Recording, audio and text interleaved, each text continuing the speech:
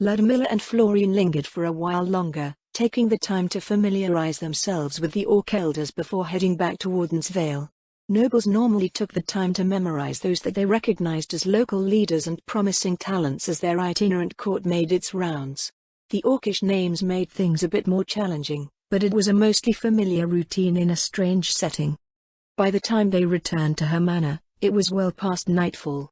As Glaser mentioned earlier, the plants outside the manor had crawled back into the front window, turning the interior into even more of a jungle than it was before.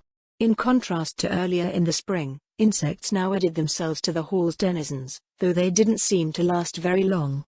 Once in a while, leaves rustled as one plant or another devoured those that came too close. Glaser slept in a box of dirt beside her tree, evidently uncaring of the fact that she was sleeping in the dirt and of the army of insects flitting about. Florine frowned as an especially large and unpleasant-looking bug landed on the dryad. It instantly died upon touching one of her parasitic vines, its body shrinking until its carapace fragmented and rained onto the dirt. "It looks more dangerous in here than out there," Florine said. "I half expect to find a shriveled-up fairy on the floor one of these days," Ludmilla replied. "You have fairies here?" "Not that I've noticed," Ludmilla said, "but that doesn't necessarily mean that there aren't any around." They went up the stairs, where Ludmilla stopped by the war room on the second floor. Leluvian stood at the head of the table within, flanked by several elder liches. Ludmilla walked up to examine the map placed upon it. "Caught up yet?" "Not yet, my lady," Leluvian replied. "The elder liches say that it's becoming increasingly hard to keep up with their movements." "Have you been successful at predicting them?" The half-elf maid let out a weak laugh. "Not at all. This is very different from herding cats in the Draconic Kingdom. Everyone here is just doing their own thing and nothing is actively pushing them to act. Any predictions are little more than blind guesses." "I wouldn't say that," Ludmilla smirked. "You just haven't figured out why they're doing what they're doing. Keep at it." Ludmilla watched as Florine examined the map and the markers placed upon it. Like the maps used during the Draconic Kingdom campaign, the Sorceress Kingdom's forces were marked with the same red tokens. Additionally, the Orc camp west of Warden's Vale was marked with a few purple tokens for each group of dwellings. Most of the activity, however, was in the upper reaches of the Katza River. "May I know what's going on?" Florine asked. "The tribes are fully active now," Ludmilla answered.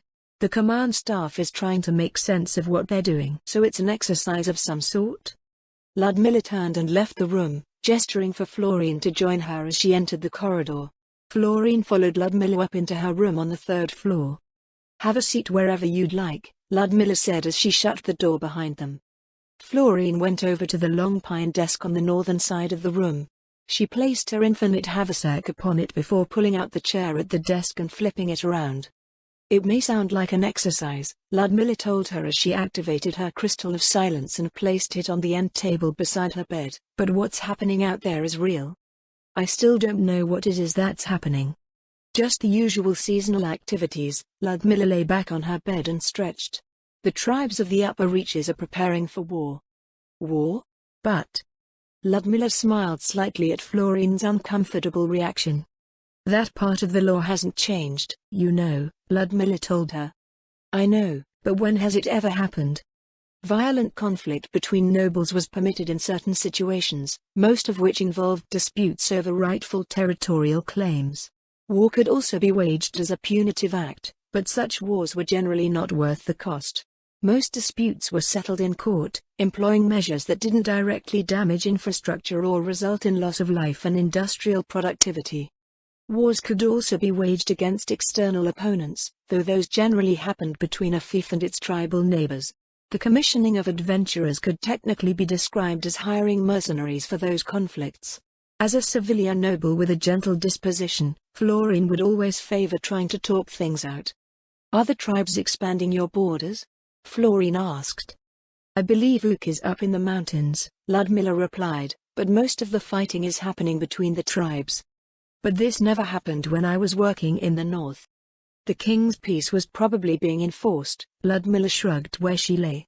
"Since His Majesty isn't dependent on his vassals for martial support, the royal court can uphold order any way they please. If you haven't somehow noticed yet, that order is by default rather mechanical. Political and economic pressures could undermine the king's peace in a conventional realm, but tribal demi-humans barely had anything of the sort. While the House of Lords mostly saw the retention of Rheasti's law as something to be thankful for, this was an aspect that could be constantly exploited. For her part, Florine and most others saw it as a last resort to buy time for a diplomatic solution to be achieved or for problematic laws to be amended. For her work in the north, it also acted as a window where she could familiarize the tribes with the Sorceress Kingdom's systems and show them that they had other avenues through which they could address their issues. Unfortunately, addressing issues seemed to invariably translate into making them adopt our ways. But you could be doing the same thing, Florine said. Why would you let your vassals go to war with one another? I hope it isn't because they offer little in the way of economic benefits in the first place. Obviously not, Ludmilla replied. It's just that I am not so arrogant to think that our way is always the best way and time is needed to figure out what the actual best way is. Unlike our fiefs, at least on paper, tribal territories constantly change according to the state of the tribe occupying it. The only way to be sure that any given tribe can retain control over their territory is to test them. The tribes of the upper reaches saw a mass depopulation last year. They'll be seeing a population explosion for the next few years and territorial claims will be constantly challenged as a result. Florine leaned back and forth as she tried to wrap her head around Ludmilla's explanation. Ludmilla was more than aware that it was a highly unconventional way of seeing things, but, strictly speaking, what was happening wasn't illegal. Lords had a right to enforce their claims, and, if those claims were fluid, then the logic that she followed was sound. You don't have to look so distraught, Ludmilla said. It's an opportunity not just for the royal army to learn how to read and predict group behavior, but also for our government to see how other people govern themselves. You can't seriously think that you can turn everyone into a human. But it's war, Florine said. War is a terrible thing. Most nobles try to avoid conflict from breaking out. Even the worst of them are wary of any negative consequences to their revenues. Certain forms of conflict can be detrimental, but war takes many forms. Between the wilderness tribes, most of it is ritualized and far less destructive than ritualized human warfare. I'm not familiar with any forms of ritualized human warfare. Ludmilla snorted. Yes, you are. The yearly skirmishes between Baharuth and Rheastis are an example. How many of your people died every year from that? None, usually. Almost all conflict in this region is ritualized, Ludmilla told Florine. People agree on a time and place to fight their battles and also adhere to codes of honor and proper conduct. It's ritualized to the point where most people in Baharuth and Rheastis think that doing anything other than waiting to be run down by knights on the open field is cowardly and dishonorable because both countries have strong cavalry traditions. Of course, the obligation to adhere to that honorable conduct only applies to humans while any cowardly conduct from their non-human neighbors only serves to make them think less of them. Then what would you call what happened in the Draconic Kingdom? Highly irregular, Ludmilla replied. The General Staff has a term for it, total war. A state of war where the sum of a polity's efforts is focused on a conflict for an extended period and the rules of engagement deviate from established rituals. So you're saying that most wars aren't like that? Most definitely not. Which makes recent events very strange. As far as our histories are concerned, the last time anyone entered a similar state was 200 years ago to resist the demon gods. It was a war of extermination. Suddenly, we have 4 different wars in less than 2 years that can be described as such. 4? Ludmilla counted off the fingers on her hand. Yaldabaoth's invasion of the Holy Kingdom of Roble. Roland Gork's occupation of the Draconic Kingdom. The escalation of the Dwarf Quagga conflict. The Azalizia campaign. I suppose the Empire's campaign in the Blister makes 5. Hopefully, it didn't indicate a growing trend. Total war was wasteful to the extreme and most of what happened seemed entirely pointless. Do you think it's happening anywhere else? Florine asked. That's a good question, Ludmilla answered. If it is, I'm sure you'll hear it from your merchant companies before long. They spent the rest of the night studying the materials that Lady Albedo had given her. So much information was daunting, so they decided to start with the orcs and their neighbors since Florian could come to Dull and his people if she had any questions. The following morning, they left to meet with Dull's party. They arrived at the bottom of the falls below the orc encampment just as the glow of dawn appeared from behind the mountains in the east. No one was there yet, and Ludmilla waited exactly 5 minutes before flying up to see what was going on. She made it all the way to the perimeter of their settlements before finding a small group standing just outside of the easternmost dwellings. "I believe that we agreed to meet at the bottom of the falls," Ludmilla said. Dal stepped out of the group to speak with her. The orc appeared to be dressed in the same, loose-fitting long tunic from the previous evening. "I'm sorry," Dal said. "The people I picked out are too frightened to walk past the undead." There was at least one orc that had demonstrated the abilities of a commander, but none that displayed the obvious size and strength of their lord. Without one, they wouldn't be able to cheat the undead acclimation process, assuming orc lords could reinforce their followers that way in the first place. "The undead are a common sight in my territory," Ludmilla told them. "If you can't get past them here, you won't be able to go anywhere." Dal licked his lips and looked back at the others hiding behind the trees. Ludmilla's mood grew dark as they tarried. "What?" Squeals rose from the trees as Ludmilla projected her will to squeeze raw terror from the orcs nearby. Some fled, others fainted. Dal looked like he was about to climb up the nearest tree. "If you didn't know," she told the orcs, "I am far more frightening than them. Being able to stand with me and not with them is a bit hypocritical, don't you think?" The orcs that fled didn't come back, but the rest assembled before her after they gathered their wits. "Now," she smiled as she led them east along the stream. "You agreed that we would meet at the bottom of the falls, but are you capable of making the descent?" "I'm not sure," Dal said. "I wanted to send some hunters to take a look before we left, but with the undead in the way." They walked past the point where the Death Knights were stationed near the stream. Dal looked around. "Where did they go?" he asked. "They were redeployed to the new perimeter of your hunting range last night," Ludmilla answered. She didn't bother saying anything else. The mere idea that the undead were there had kept them from approaching. It seemed that the empty fortress worked regardless of race. Dal sent his hunters to find a way down when they reached the top of the falls. The orc escaped as Ludmilla went ahead, leaping straight off of the cliff. She activated her hairpin to guide her descent toward Florine, who was waiting by the pool at the bottom of the cascade. On impulse, Ludmilla deactivated her flight slightly higher than what she determined was safe before she died. Florine jumped up with a squeak as Ludmilla's boots slammed into the stone along the bank. She rounded on her with wide eyes, a hand placed over her breast. "The damage is about the same?" Ludmilla tested her legs before her injury, which amounted to a twisted ankle, regenerated. She had lost levels upon her death, but it appeared that she hadn't lost what allowed her to safely drop from significant heights. "Are you all right?" Florine asked. "Yes, I was just testing something," Ludmilla answered. "It looked like you twisted your ankle." "I did," Ludmilla answered. "One of my job classes lets me fall 50 meters or so without any harm. I think it's similar to the one that the Imperial Flight Service's dragoons have." "But you did get injured." Ludmilla rolled her ankle experimentally. Everything was in perfect working condition again. "I released my flight enchantment at about twice the limit," Ludmilla told her.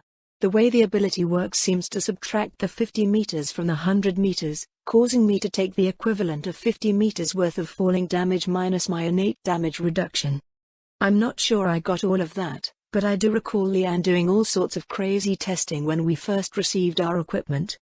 I think you mentioned that before. It's also good to know the limits of your protection." Broadly speaking, their equipment made them immune to everyday accidents and attempts by weak individuals to harm them, and they also received equipment that offered enough energy resistance to thwart the average magic caster. While it was ostensibly granted by Lady Sheltier to protect her vassals, the equipment also made her friends aware of the strange realities that lurked beyond the realm of common thinking. According to Lord Mayor's testing, if an entry-level adventurer fighter had a theoretical 10 health, then a severe cut by a knife in a non-vital area inflicted an average of 2 damage to that 10 health. A long sword did twice as much in the same scenario if wielded with one hand, and 3 times as much if wielded with both hands. This implied that the fighter in question would always be knocked out of a fight after taking 5 severe cuts from the knife, or 10 bites from the huge cockroaches that Lord Mayor loved using for entry-level trials, and, strangely enough, it always happened to work out that way. The felling blow would always land in a decisive way if an attack was strong enough to reduce the target's health to 0 or less, and it was very strange to see people succumb to cockroach attacks when she acted as a proctor. The belts that her friends had received had a theoretical 10 damage reduction. This meant an attack that was just enough to take the entry-level fighter out in one hit did no damage to the fighter if they were wearing it. Nor would being stabbed by a knife in any way or hit by a sword one-handed. The average critical hit scored by a two-handed longsword attack would have its damage reduced by 10 and thus do as much damage as a severe cut by a knife. Despite being civilians, Clara, Leanne, and Florine already had enough levels to be distinctly tougher than the average person, so it made them very hard to kill through mundane means.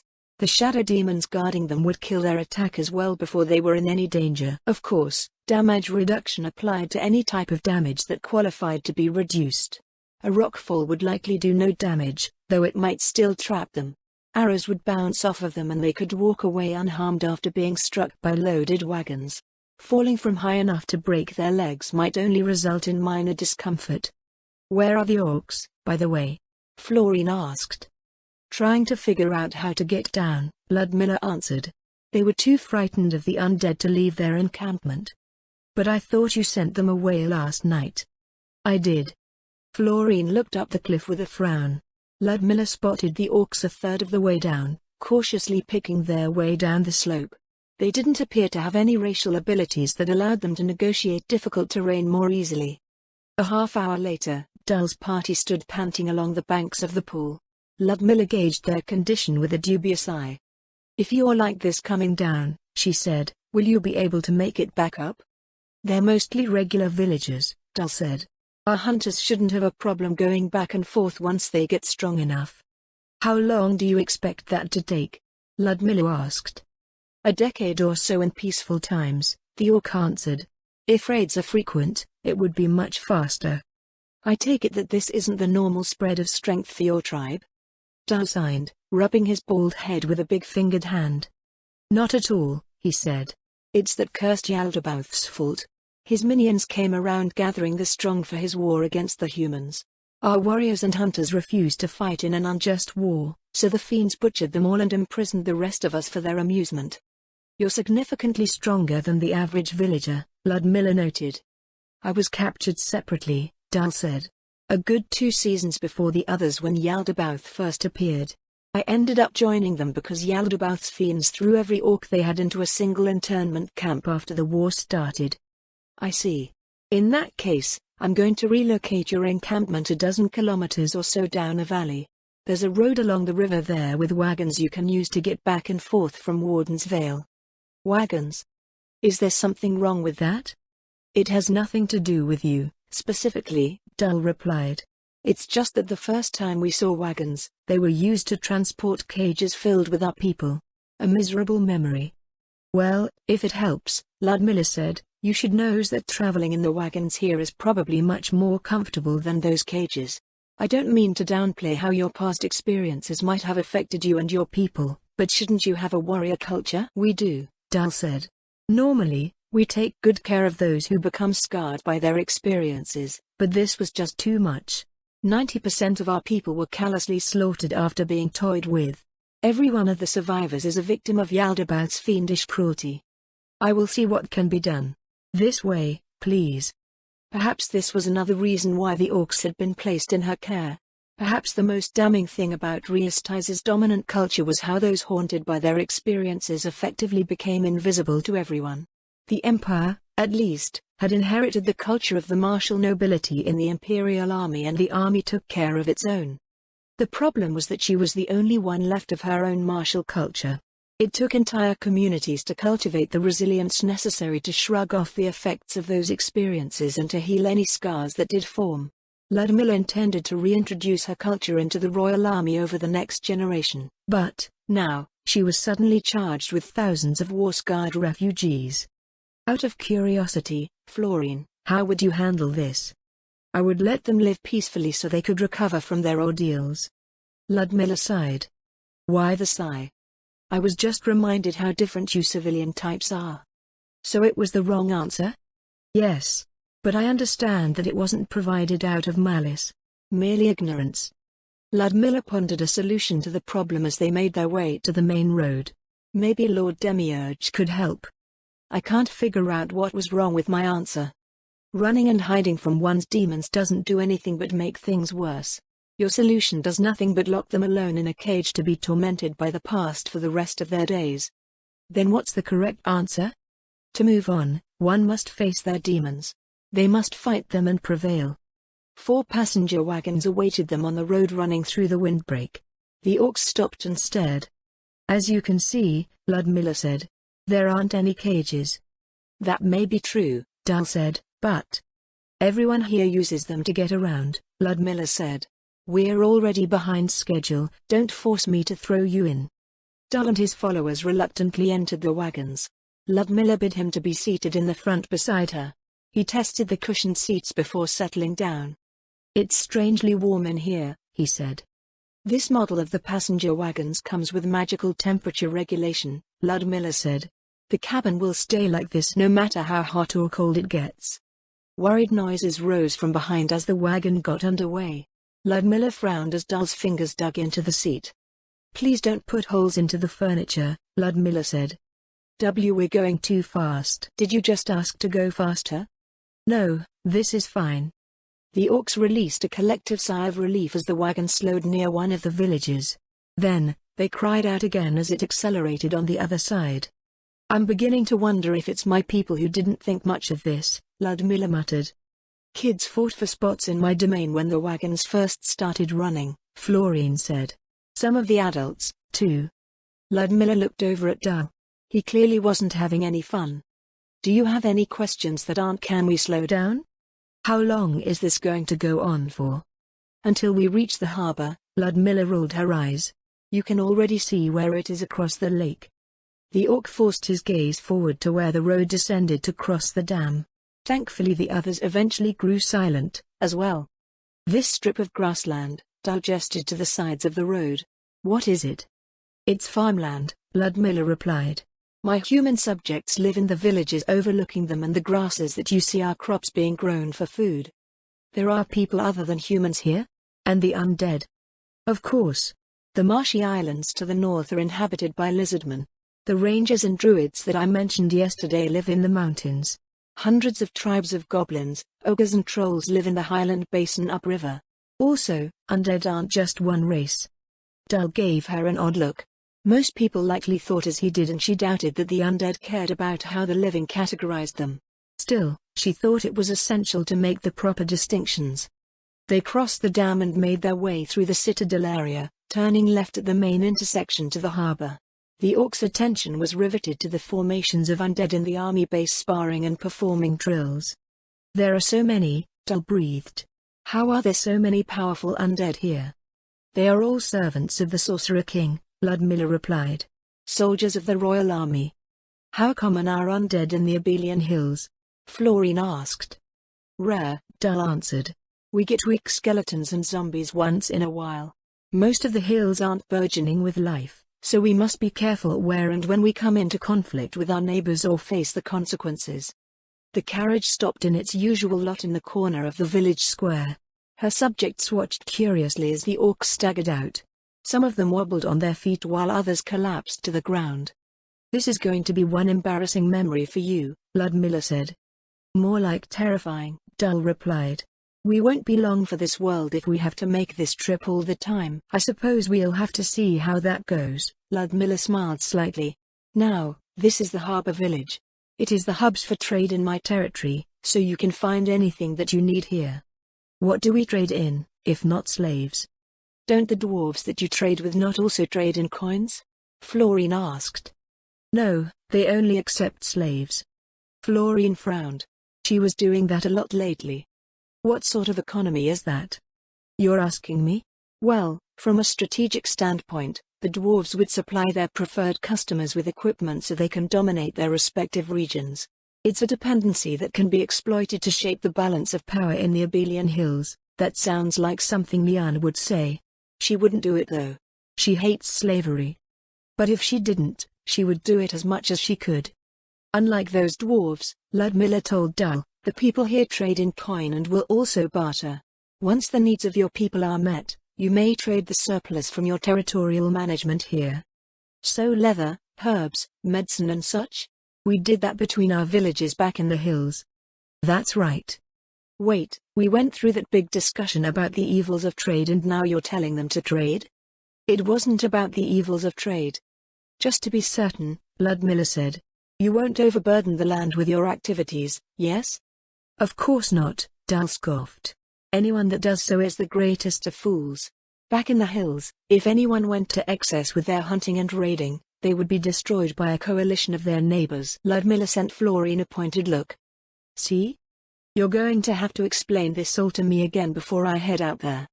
She led the orcs around the square, introducing them to the various shops and their proprietors. Most were just getting started for the day, so the orcs were exposed to the full breadth of the village's activities. I did not know you had orcs here. Alessia's voice came from the direction of the village shrine where dozens of villagers were leaving after the morning service. She and Themis walked over to greet Ludmilla. Vicar Aspasia, Ludmilla lowered her head. Sister Alessia, I hope the morning finds you well. Blessings of the Six be upon you, Themis smiled. Are these some new arrivals? The Ganzu tribe, Ludmilla replied. This is Dal Ganzu. They've been promised sanctuary by His Majesty. The cleric and paladin's relaxed dispositions instantly changed. I see, Themis said. In that case, if you need any healing or spiritual guidance, please feel free to visit us. I suppose we won't be here for long. Actually, Ludmilla said, since you're here, could you explain our healing schedules to the mystics here? Sure, Themis said. I guess it's better to get them on board early. Healing schedules? Dal furrowed his brow. There are many faiths and spiritual practices in the Sorceress Kingdom, Ludmilla said. But they need to support their operations.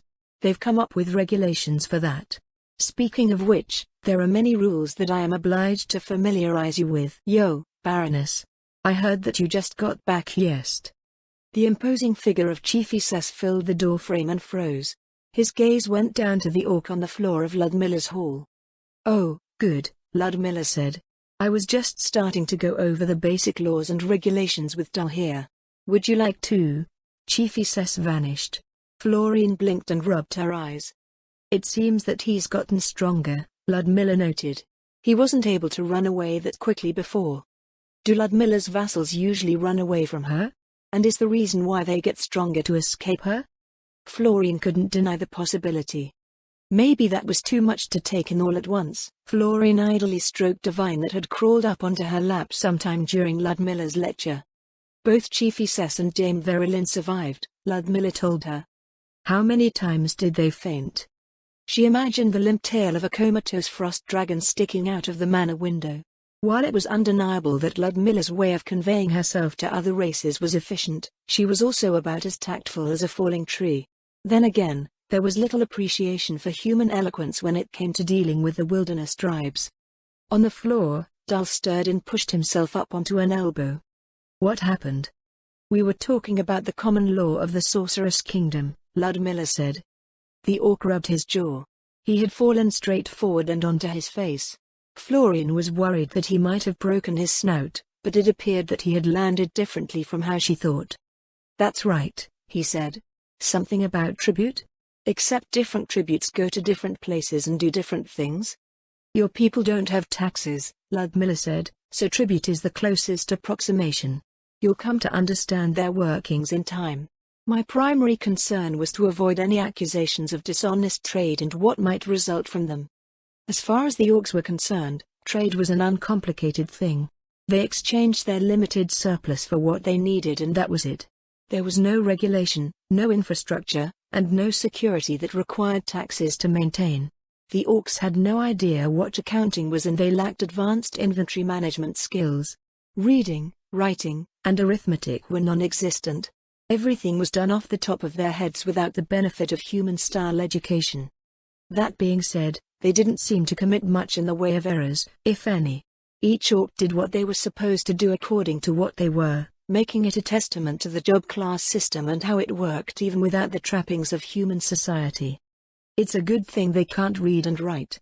Florine turned a puzzled look at Ludmilla. Why is that? because most people can only learn one language. Ah, that's right. It was an odd piece of trivia most of the time, as the translation mechanism of the world allowed people to get by with a single language and the vast majority didn't travel extensively. No matter how hard one tried, one couldn't learn more than one language unless one possessed certain vocations. Nobles, bards, sages and other classes along those lines made up the majority of those who could. Arcane casters usually employed a spell to translate foreign script for them, while priestly classes could learn additional languages under the notion of it being for religious education and evangelism. Wait, what about the Elder Liches? They don't actually know Riastai's script. All of the Elder Liches know the same language that the Sorceress Kingdom's inner circle knows, plus they are proficient in evil tongues. Evil tongues? I don't know why they call it that. It's a strangely human distinction, now that I think about it. They understand the languages of any races that humans generally perceive as evil. Goblins, ogres, trolls, fiends, undead, thieves can't, too. I found that out by accident. How did that happen? Nonna's notebook is usually indecipherable, but I was suddenly able to read it after I became a revenant. Proficiency in evil tongues seems to be something that intelligent undead get by default as a racial job class ability. Iska said he had the ability from the moment he manifested. But you're not evil or anything like that. As I mentioned, it's a strangely human distinction. Even Miss Alpha has the ability and I don't think anyone can claim that she's evil. The ability does create a troublesome pretense, however. What would that be? It's something like a built-in predisposition for the undead to get along with evil individuals more easily than good ones because they don't need the world's translation mechanism for the former. Anyway, Riastai's script isn't an evil tongue, so the administration's Elder Liches brute force everything using a codex. If you throw in an obscure word that isn't in it, they'll go crazy between wondering what the word is and putting up the pretense of infallible comprehension. No one ever threw random obscure words into their reports since it was essentially asking for mistakes to be made, so Florine figured that was why she never noticed. As Ludmilla had noted, the Elder Liches had a weird sort of professional pride despite administrator not being their original profession, so they rarely, if ever, admitted not knowing something they believed that they should. Wait, does that mean you torment your Elder Liches? Why would I do that? Oh, you can't fool me. You love teasing other people. Well, I did test the extent of their comprehension quite a bit, at first. It was purely out of professional interest, however. The way that they act is so overtly pretentious that I had to figure out what their true capabilities were before entrusting them with anything important. I swear, both you and Leanne are. Did something happen with Leanne? You know her. She's merciless when someone's on her turf. I'm pretty sure the Elder Lich assigned to her wanted to end itself after the first day. Amelia came from the kitchen with a cup of cool water, offering it to Dal. The orc grunted in thanks before downing it in one gulp. Life here seems complicated, he said.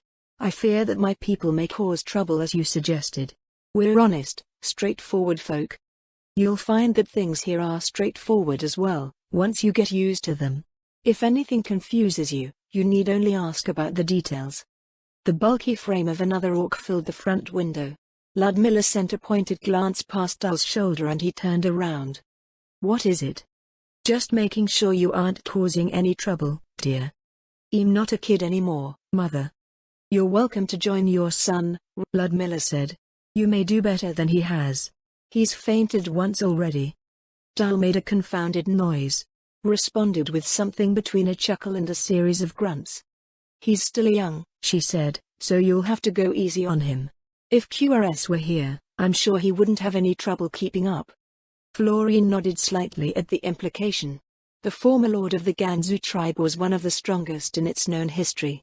This suggested that he had the requisite lord levels to grasp topics related to the rule of his people.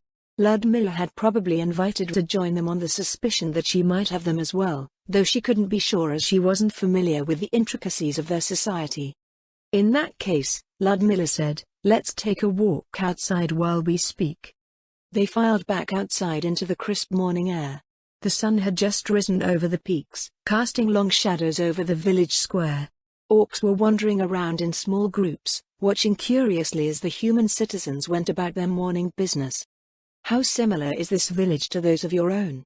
Florine asked. Dal looked around. It's recognizable as a village, at least. Homes, families, the places where people work. I think those things are common to villages of every race that I've raided. Even the camps of nomadic tribes are arranged in similar ways. Practical realities, I suppose. Ludmilla nodded thoughtfully. Is there anything that seems less than ideal to you as an orc? It's barren, Dal said. Or do humans live backwards? Your home is filled with greenery, but the outdoors is bare stone as far as the eye can see. That will change, in time. What you see here is merely the foundation of a future city, and that city is planned to have plenty of greenery. Speaking of which. Glazer appeared from the buildings on the other side of the village square, walking straight toward them. As usual, the Death Knight carrying her pot followed. The dryad had a barrel filled with garbage in her arms. A dryad? Dal said. How can there be a dryad here? I know, right? Glazer said. How can a dryad be born here? The dryad and the orc shared a long look. Maybe Florine was missing something. This is Dame Glazer Gelgronvid, Ludmilla said. She was born last autumn from that tree just outside the house here. But her tree is in a pot, Dal said. I know, Glazer said. And it's not even an oak tree, it's sash. I know. Glazer nodded. And there's undead everywhere. I know, Glazer cried, nothing makes sense. I stopped thinking about it for my own sanity. It's still a good sign, said. Glazer and Dal turned their confusion on the elder orc. Dryads can only appear when the lands are lush and bountiful, told them. At least that's what my sister once said. No matter what one thinks about what they see here, the presence of a healthy young dryad means that this land is blessed by nature. The dryad's lip twitched up in a half-smile. Don't get a big head, Ludmilla said. Jay, just let me have my moment, Glazer cried. It's hard to see one having a moment carrying a barrel of garbage around. How large do you plan on making that pile behind the house? As big as it can get, the dryad replied. Why are you collecting garbage behind the house? Florine asked. Glazer set down the barrel. From the sound of it hitting the stone, it must have been heavier than she was.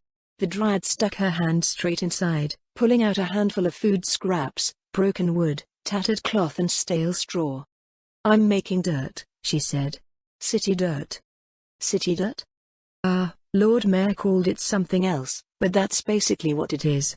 If I want dirt, then I have to make it. Since I plan on living in the city, I need to make dirt from the detritus of the city.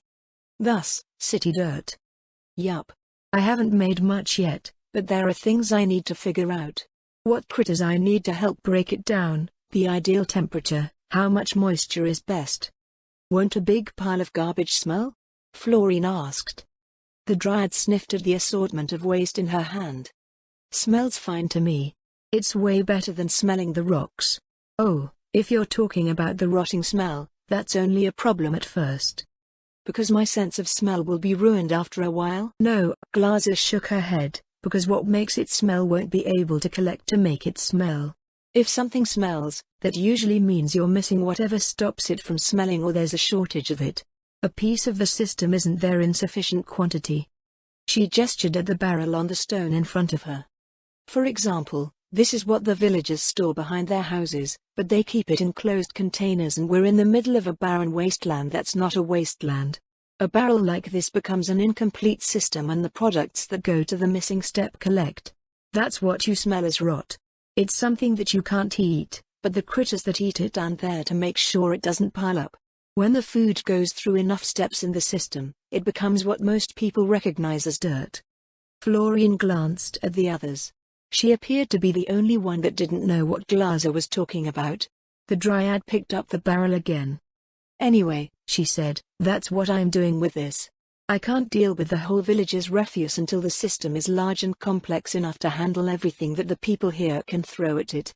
That doesn't sound right. Why not?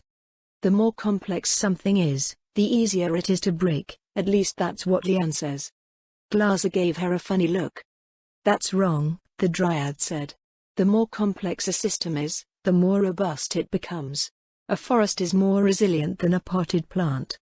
Lady Wagner is almost certainly referring to a single product, Ludmilla said. And, even then, she's wrong. A system must include all inputs and outputs. Everything that goes into making a product, operating it, and servicing it would be the system, which is far from simple. By that logic, Florian said, everything is connected. That's right, Ludmilla replied. It's one of the central points of what we've been discussing since we were in Nerantal. One that happens beyond the notice of most. Are you two fighting over something? Ra asked. They turned to face the elder orc. It's not so much a fight as it is an attempt to reconcile differences in perception, Ludmilla answered. Baroness Gonnier was brought up as the majority of humans in this region are. You will see how things are eventually should you choose to travel inland. Voicing any disapproval over their practices will make you seem insane to them, so it's probably best to keep your thoughts to yourself while you're there. Honestly, he said, that sounds more like the nonsensical humans that my husband talked about. Things in your village seem oddly normal once one figures out the parallels. Except for all of the undead everywhere. I'm pleased to be able to provide a sense of normalcy for your people, Ludmilla said. I cannot claim to understand all that you've been through, but I hope to at least provide a place where you'll be able to get your feet back under you again. Are they staying here? Glazer asked. They'll be here for the next little while, Ludmilla answered. It's up to them where they go after that. Oh. Our mystics will be excited to know that a dryad dwells here, Ru said. I hope you won't mind if they come seeking your wisdom from time to time. Glazer blinked several times before responding. Sure. No problem. I need to get this dirt started before school, so I guess I'll see you around. The wise dryad proudly strode off with her barrel of garbage. Ludmilla released the smallest of sighs. They continued around the square, dividing their time between talking about life in the Sorceress Kingdom and speaking to the groups of orcs that they came across.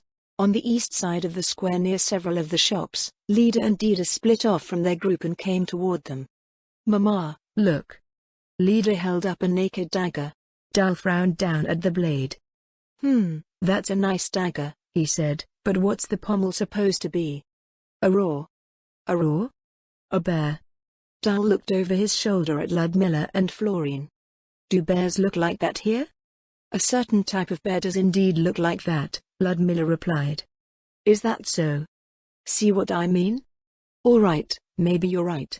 Just a little bit. She doubted that it was just a little bit. Like the late Lord Zaradnik, Ludmilla just loved watching others make mistakes and observing the results. The most insidious part about it was that few people realized what she was doing. Most of the time, she didn't need to say anything at all, she just let it happen. But where did you find it? Ra asked. It was in one of the buildings, Dida pointed randomly behind her. Wait a minute. Dal took the dagger and examined it more closely. This dagger is too good. And it's steel. Buying something like this from the dwarves would cost 2 or 3 slaves. What? Florian shouted. Lida and Dida jumped in fright and ran to hide behind their mother's legs. Dal lowered the dagger as quickly as he had raised it. Dozens of stares poured into Florian from all around the square, but she was too furious to care. Did you just say that one steel dagger can be traded for 2 or 3 people? She grated. For a dagger of this quality, yes, Dal replied. A tool like this can last many generations if well maintained. Florian stared at him speechlessly. How could he make it sound so practical? Ludmilla cleared her throat. I doubt that anyone traded any slaves for this dagger, she said. Dal looked over at his sisters, who were still hiding behind. How did you get this? He asked. I saw it with a lot of other daggers, Dida said. I said that I liked it more than the others, so the human girl there gave it to me. That can't be right, Dal said. Such a valuable thing, Baroness Zaradnik. I must apologize in advance if she did something she shouldn't have. In response, Ludmilla looked toward the tool shop. A few seconds later, a girl came out to join them. She curtsied before Ludmilla. My lady. Dida here said that you gave her one of your daggers, Ludmilla said. Is that true, Miss Faber? Yes, my lady, the girl said. Did I do something wrong? Not at all, Ludmilla smiled. Thank you. That's all they wanted to know.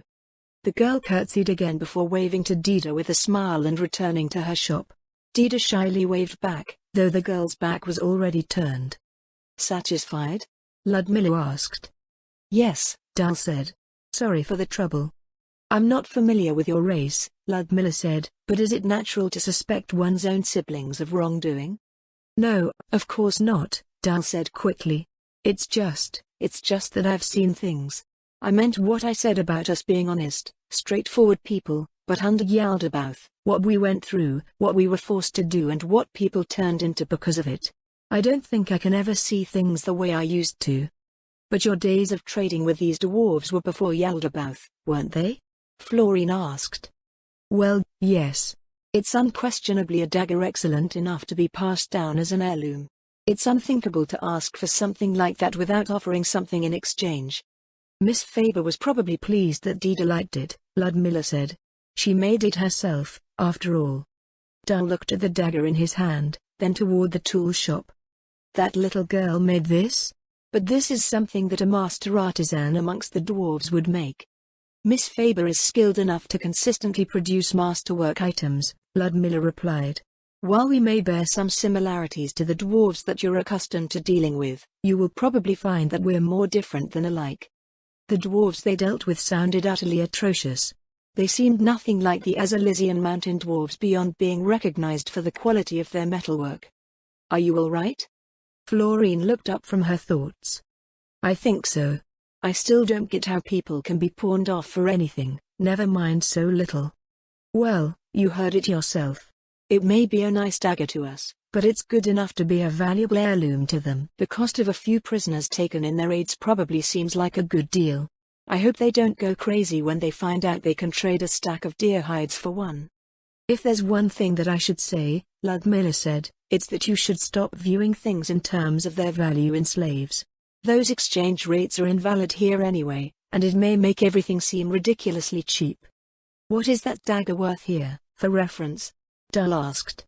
In terms of what you may have access to, Ludmilla answered, around 10 deer hides. Ouch, Dal said. 2 or 3 slaves would be easier to raid for. How long do you think that would take, Mother? If everything went perfectly, 2 years would be reasonable. Why would it take 2 years? Florine asked. Hunting is limited in the Abelian Hills, answered. It's often easier to raid one's neighbors for food than it is to hunt for game. Large hides are precious, they're used for garments and equipment.